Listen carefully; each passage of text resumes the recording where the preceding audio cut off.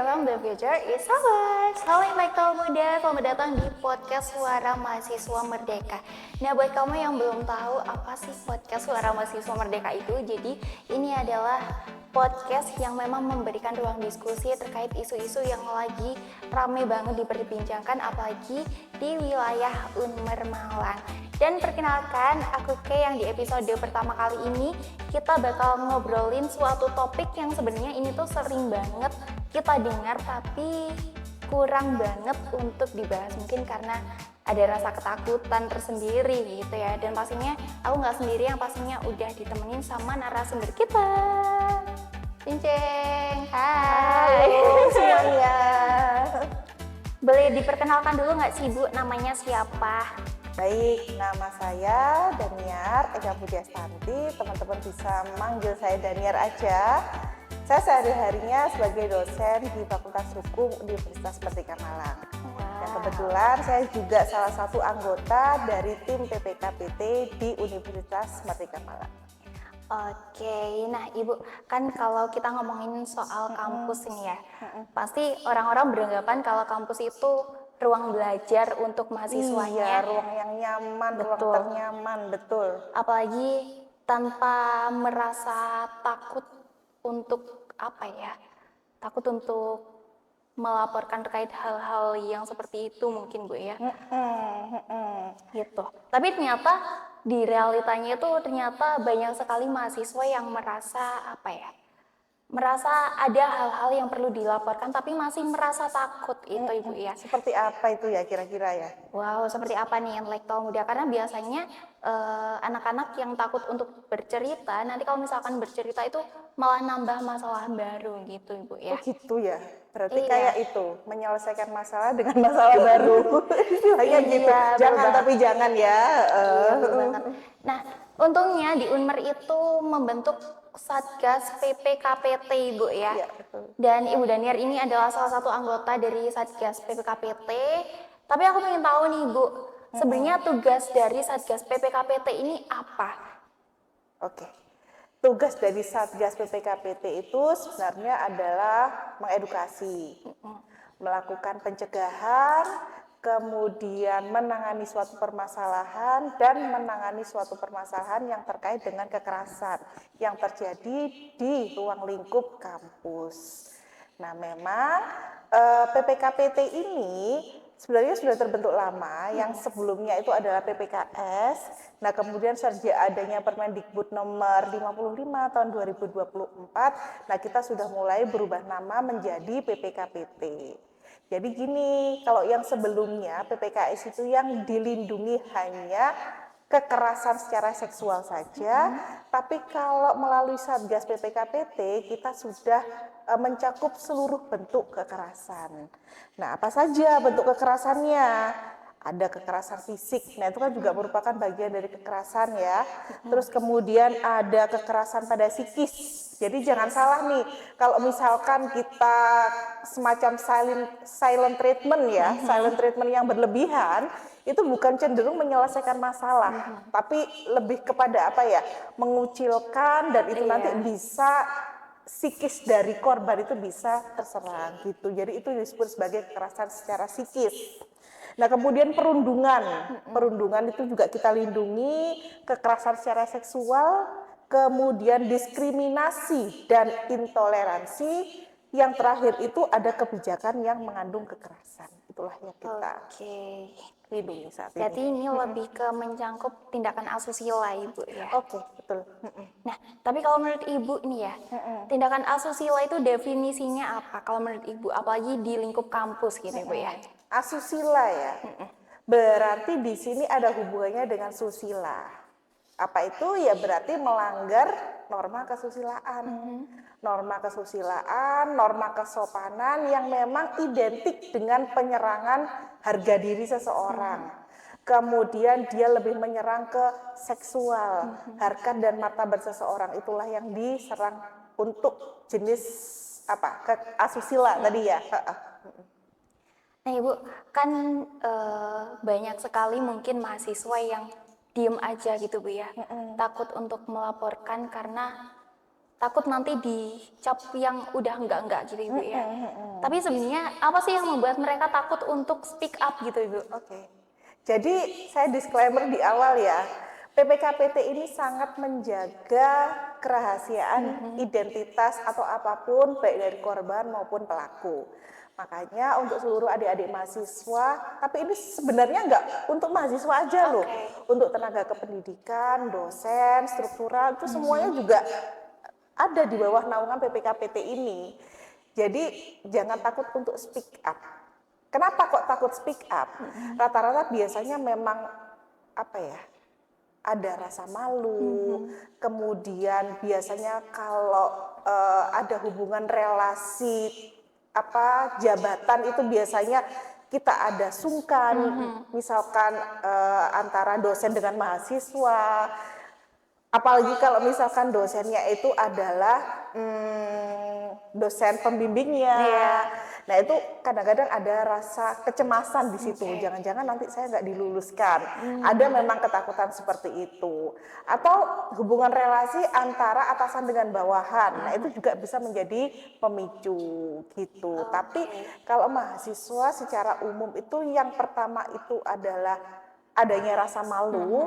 Kemudian yang kedua itu kayak semacam dia takut untuk dikucilkan, takut nggak punya teman, seperti itu rata-rata. Oke, karena tadi Ibu Daniel juga udah cerita alasan kenapa korban ini takut untuk speak up gitu ya.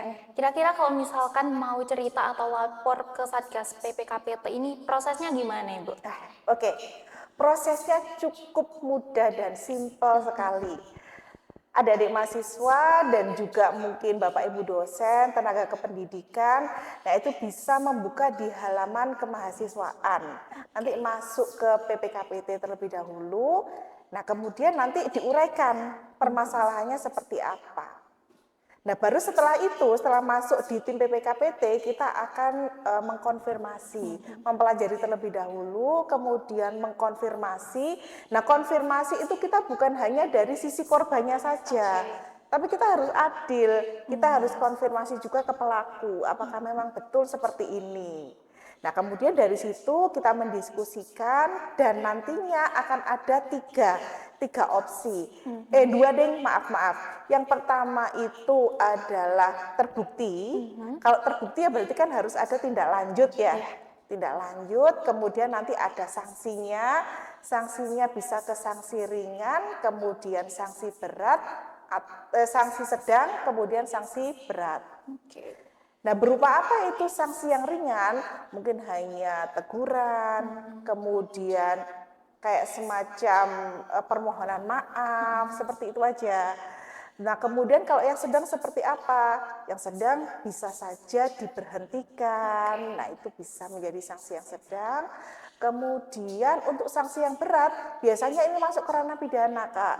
Kalau masuk ke ranah pidana, ya berarti ini nanti kita bisa mendampingi, tapi kita tidak bisa ikut terjun karena sudah masuk ke ranah profesionalitas ya, sudah masuk ke ranah hukum.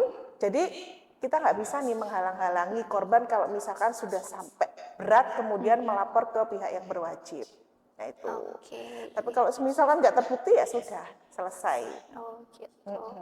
Kalau untuk pembagian kasus gitu Ibu ya, kan tadi ada skalanya dari yang ringan, sedang, sampai yang berat. Nah kira-kira yang dari skala ringan itu contohnya seperti apa Bapak Ibu? Yang ringan ya, rata-rata biasanya kayak catcalling ya, kalau anak-anak muda zaman sekarang catcalling. Hey cantik, sweet gitu biasanya. Nah itu tergantung korbannya Kak. Kalau korbannya itu merasa risih dan terganggu, dia itu bisa diklasifikasikan sebagai korban. Nah korban ini harus melapor. Nah kalau catcallingnya 1-2 kali mungkin itu tidak akan berpengaruh yang gimana-gimana ya. Tapi kalau setiap saat ketemu kemudian catcalling dan akhirnya itu merasa terganggu, kadang-kadang ada ada dua hal. Yang pertama itu dia akan speak up, yang kedua dia diam. Nah, masalahnya untuk PPKPT ini yang lapor itu harus korban. Nah, kalau korbannya takut itu gimana? Nah, ini adalah menjadi tugas kita semua. Untuk apa? Untuk mendorong korban itu agar mau melapor. Jadi mungkin kalian sebagai sahabatnya, sebagai temannya, bolehlah ayo coba dirayu temannya. Kamu kalau seperti ini nanti lama-lama proses kegiatan belajarmu akan terhambat. Jadi cobalah kita selesaikan di PPKPT saja. Kerahasiaan aman, semuanya terjamin. Itu kalau dari skala yang ringan Ibu ya. Kalau yang sedang itu apa Ibu? Kalau yang sedang ya, kalau yang sedang biasanya sudah mulai ada kesentuhan fisik. Sampai korban itu merasa trauma. Jangan salah loh Kak, kayak gitu tuh bisa menimbulkan rasa trauma tersendiri bagi korban. Yaitu tadi sentuhan fisik, kemudian sudah sampai ke ranah sampai ke biasanya hubungan seksual. Nah, itu yang meninggalkan trauma. Nah, itu adalah klasifikasi yang sedang. Nah, tapi kalau misalkan beratnya bagaimana? Beratnya misalkan sudah kita itu dilecehkan secara seksual, kemudian ada unsur kekerasannya, kemudian ada unsur pengancaman. Nah, ini kan sudah complicated banget. Kalau misalkan secara seksualitas saja kita melakukan kekerasan secara seksualitas itu sudah ada di KUHP, Kitab Undang-Undang Hukum Pidana, itu dilindungi.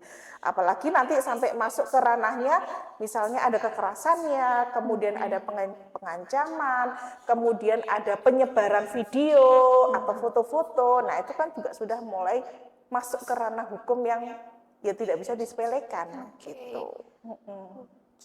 Kalau untuk tantangan terbesar dari Satgas ini sejauh ini apa Ibu? Tantangannya ya, tantangannya itu memang ada di laporan korbannya. Itu yang kita kesulitan. Apakah ada, tapi masih belum banyak. Tapi kita nggak berharap banyak ya.